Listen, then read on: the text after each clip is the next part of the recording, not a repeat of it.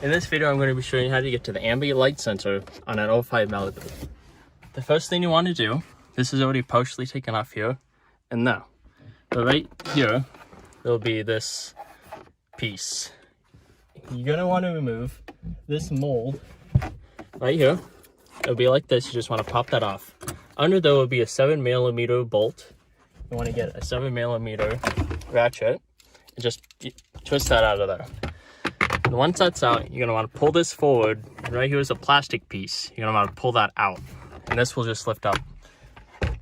On the other side, there'll also be a molded piece. You're going to want to pop that out. Another 7mm bolt. Pop and pull.